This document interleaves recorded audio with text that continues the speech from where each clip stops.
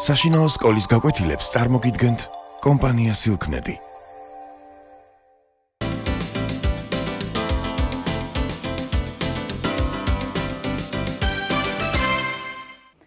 დღეს ჩვენ ვაგრძელებთ წინადადებაზე საუბარს და შევისწავლით წინადადების მთავარ და არამთავარ წევრებს. ჩვენ უკვე ვიცით, რომ წინადადება შედგება ერთი ან რამდენიმე სიტყვისგან. ეს სიტყვები ერთმანეთთან დაკავშირებულია გარკვეული წესებით და ისიც ვიცით, რომ წინადადებაში გვაქვს წევრი, წინადადების წევრი და წინადადების, ანუ სინტაქსური წყვილი. ახლა გასარკვევია ამ წევრებიდან, რომელია მთავარი წევრი წინადადებისა და რომელი არა მთავარი. დაიმახსოვრეთ კარგად, ქართულში წინადადების ხერხემალი არის ზმნა. ზმნა შემასმენელი, ანუ შემასმენელი, ზმნა შემასმენელი. შემასმენელი არის წინადადების მთავარი წევრი. იგი მოგვიგებს კითხვაზე, რა შვება ან როგორ მდგომარეობაშია საგანი, ანუ გამოხატავს მოქმედებას და მდგომარეობას, ისევე როგორც ზმნა, იმიტომაც ეწოდება მას ზმნა შემასმენელი.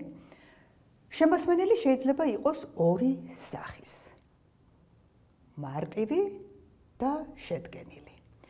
მარტივია შემასმენელი, რომელიც ერთი სიტყვით არის გამოხატული. ნახეთ, ბავშვი მღერის, აქ არ დაეტია რა თქმა უნდა დაფაზე. ბავშვი წერს, კითხულობს, მიდის, მოდის, დადის, აკეთებს, მარტივი შემასმენელებია. შემასმენელი შეიძლება იყოს შედგენილიც. თუ შედგენილია, იგი ორი სიტყვისგან შედგება. ნახეთ, ჩვენ მეგობრები ვართ. აი მეგობრები ვართ ერთად არის შედგენილი შემასმენელი. ანუ ორსიტყვიანი წევრი, მაგრამ ერთი წევრი წინადადებისა. იგი შედგება სახელადი ნაწილისაგან, მეგობრები, რომელიც მრავლობით რიცხვის ფორმით არის წარმოდგენილი და დამხმარესგნისგან ვართ. ან კიდევ მე ძალიან დაღლილი ვარ. აი დაღლილი ვარ შედგენილი შემასმენელია. მაშასადამე სახელად ნაწილად შეიძლება იყოს როგორც არსებითი სახელი, ასე მიმღეობა, ძირითადად ნებითი გვალისა. შემასმენელის გარდა წინადადების მთავარი წევრია ქვემდებარე. ქვემდებარე არის წინადადების ის წევრი, რომელიც ზმნა შემასმენელს შეეწყობა სუბიექტად. გაიხსენეთ, ჩვენ ვისწავლეთ სუბიექტური და ობიექტური პირები. ბავშვი წერს, ანუ მოქმედი, ის ვინც მოქმედებს, შეეწყობა ზმნას, როგორც სუბიექტური პირი. სუბიექტური პირი იყო მორფოლოგიურად, სუბიექტი იყო, ახლა სინტაქსურად იგივე ბავშვი არის ქვემდებარე. ბავშვი წერს, ბავშვმა დაწერა, ბავშვს დაუწერია. მიაქციეთ ყურადღება. ქვემდებარე შეიძლება იყოს წარმოდგენილი სახელობითი, მოთხრობითი ან მიცემითი ბრუნვის ფორმებით. თუ ქვემდებარე შეწყობილია გარდამავალ ზმნასთან, ჩვენ ვისწავლეთ გარდამავალი ზმნა, გაიხსენეთ. გარდამავალ ზმნასთან შეწყობილი ქვემდებარე პირველი სერიის წკრივებში იქნება სახელობითი ბრუნვის ფორმით წარმოდგენილი, ბავშვი წერს, ბავშვი წერდა, ბავშვი წერდეს და ასე შემდეგ. მეორე სერიის ფორმებთან მოთხრობითი ბრუნვით, ბავშვმა დაწერა, ბავშვმა დაწეროს, ხოლო მესამე სერიის ფორმებთან ბავშვს დაუწერია, დაეწერა, დაეწეროს, იქნება მიცემითი ბრუნვის ფორმით. ხოლო თუ ზმნა შემასმენელი არის გარდაუვალი, მაშინ ქვემდებარე ბრუნვას არ იცვლის. ბავშვი იმალება, ბავშვი დაიმალა, ბავშვი დამალულა. მაშასადამე ქვემდებარის ბრუნვებია გარდამავალ ზმნასთან სახელობითი, მოთხრობითი, მიცემითი, გარდაუვალთან მხოლოდ სახელობითი. პირდაპირი დამატება არის წინადადების ის წევრი, რომელიც ზმნა შემასმენელს შეეწყობა პირდაპირ ობიექტად. ბავშვი ხატავს ბურთს. გავიხსენოთ კითხვა, რა ქნა, რომ გაგვერჩია ობიექტი პირდაპირი იყო თუ ირიბი. ბავშვმა დახატა ბურთი. ბავშვს დაუხატავს ბურთი. იცვალა ბრუნვა, მაშასადამი ობიექტი პირდაპირია, კითხვა რა ქნაზე იგი სახელობითი ბრუნვის ფორმით არის წარმოდგენილი და სწორედ ეს ფორმა ბრუნვაცვალებადი ობიექტი სინტაქსურად არის პირდაპირი დამატება. ირიბი დამატება არის წინადადების ის წევრი, რომელიც ზმნა-შემასმენელს შეეწყობა ირიბ ობიექტად. ბავშვი ემალება დედას. ბავშვი დაემალა დედას. ბავშვი დამალვია დედას. ნახეთ, არ იცვალა ბრუნვა ობიექტმა, იგი ირიბი ობიექტია და შესაბამისად ირიბი დამატებაა სინტაქსურად. ახლა ვნახოთ სამპირიან ზმნასთან. უშენებს მამა შვილს სახლს. სამპირიანი ზმნები იცით, თქვენ გარდამავალი ზმნებია, მაგრამ ერთ-ერთი პირი ხომ ირიბია, რომელიც არ იცვლის ბრუნვას. აუშენა მამამ შვილს სახლი. აი შვილს ირიბი ობიექტია, შესაბამისად ირიბი დამატებაა. დროკილოთა მესამე სერიის მწკრივებში აუშენებია მამას შვილისთვის სახლი, აი ეს ირიბი დამატება რაც იყო პირველ და მეორე სერიაში გადაიქცევა უბრალო დამატებად. ანუ აუშენებია მამას შვილისთვის უკვე თანდებულიანი ფორმა შემოვიდა წინადადებაში, შესიტყვებაში. ის უკვე ვეღარ იქნება ირიბი ობიექტი და შესაბამისად ირიბი დამატება. წინადადების მთავარი წევრებია სხვა ენებისაგან განსხვავებით. ქართულში შემასმენელი და ქვემდებარე, ისევე როგორც სხვაგან, თქვათ ინდოევროპულ ენებში და სხვა და დამატებით პირდაპირი დამატება და ირიბი დამატება, იმიტომ რომ ქართულში ზმნა არის ორპირიანიც, სამპირიანიც.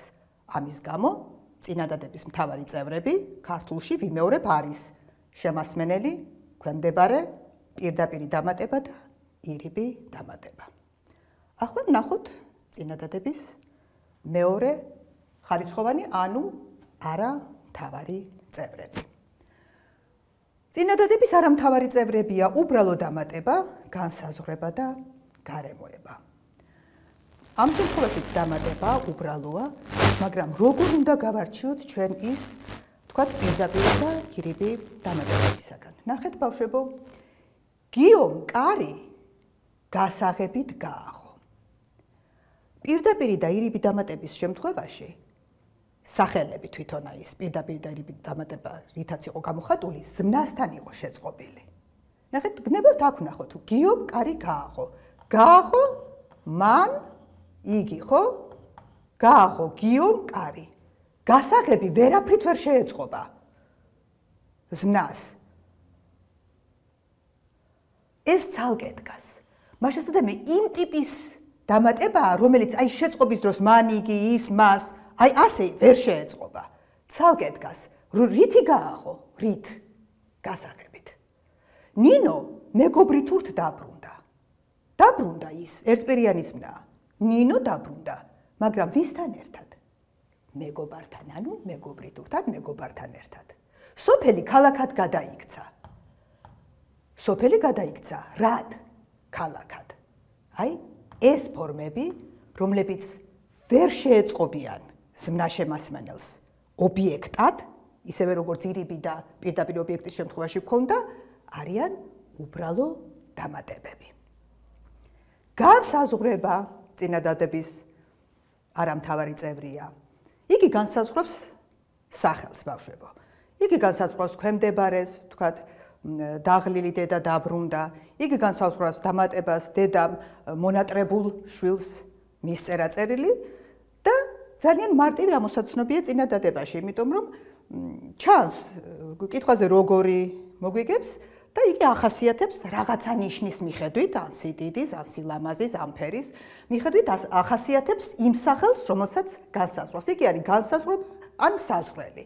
და თვითონ შესიტყვება საზღვრულ-საზღვრულია. ნახეთ? წიგნი მე სპეციალურად ავიღე ერთი და იგივე სახელი და მინდა გიჩვენოთ, რომ რითი შეიძლება იყოს გამოხატული განსაზღვრება. ნახეთ, საინტერესო წიგნი. ზეცართავის სახელია, საინტერესო, ხო? ჩემი წიგნი, ამ შემთხვევაში საზღვრელი არის ნაცვალსახელი. 5 ან 10 რამდენიც გნებავთ წიგნი, ამ შემთხვევაში რიცხვითი სახელია საზღვრელად. მეგობრის წიგნი, ამ შემთხვევაში არსებითი სახელი ამ საზღვრად მეგობრის წიგნი, მეგობრის წიგნმა, მეგობრის წიგნს. ნაჩუქარი წიგნი, ნებითი გვარის მიმღეობა ვისწავლეთ ჩვენ, ან დახატული ან მოხატული წიგნი იცვლება. ერთ შემთხვევაში ზედსართავია, სხვა შემთხვევაში რიცხვითია, მაგრამ ყველა შემთხვევაში სინტაქსურად იგი განსაზღვრავს, საზღვრელია სახელისა. და ბოლოს წინადადების არამთავარი წევრია გარემოება. თქვენ ნასწავლი გაქვთ ზმნიზედები, ზმნიზედის ჯგუფები, იმედი მაქვს გახსოვთ და ძალიან ადვილად გაიგებთ ამ შემთხვევაში გარემოების ფუნქციას წინადადებაში.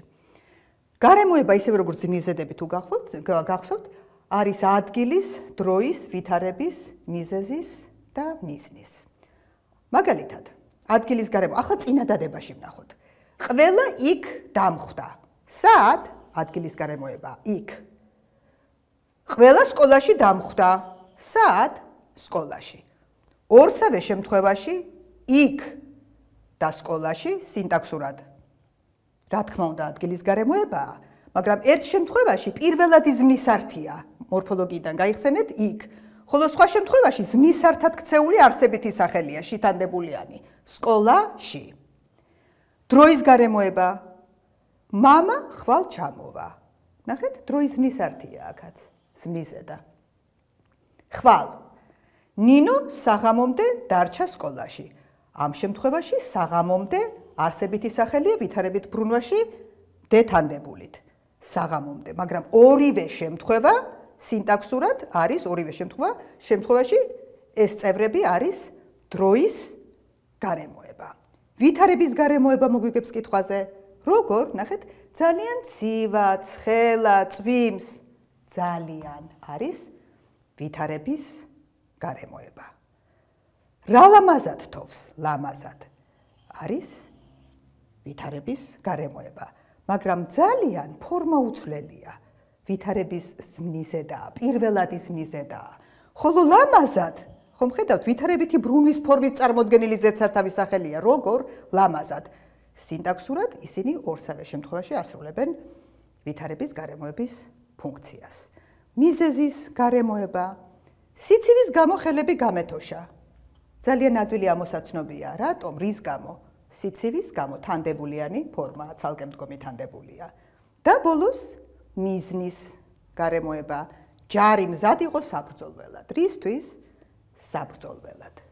მაშასადამე, წინადადების არამთავარი წევრებია უბრალო დამატება, რომელიც ზმნა-შემასმენელს ობიექტურ პირად არ შეეწყობა ისე როგორც პირდაპირი და ირიბი დამატებები, განსაზღვრება, რომელიც შეიძლება იყოს გამოხატული როგორც არსებითი სახელით, ისე ზედსართავით, ნაცვალ სახელით, რიცხვითი სახელით, მიმღეობით და გარემოება ადგილის, დროის, ვითარების, მიზეზის და მიზნის. და ბოლოს კიდევ ერთხელ ვიმეორებ, კარგად დაიმახსოვრეთ, ქართულში სხვა ენებისაგან განსხვავებით წინადადების მთავარი წევრებია ქვემდებარე შემასმენელი, პირდაპირი დამატება და ირიბი დამატება, იმიტომ რომ ქართულში გვაქვს ორპირიანი და სამპირიანი ზმნები. შემდეგ გაკვეთილზე ჩვენ უკვე შევისწავლით წინადადებას უკვე აგებულების მიხედვით, რა და რა სახის შეიძლება იყოს წინადადება აგებულების თვალსაზრისით. ნახვამდის.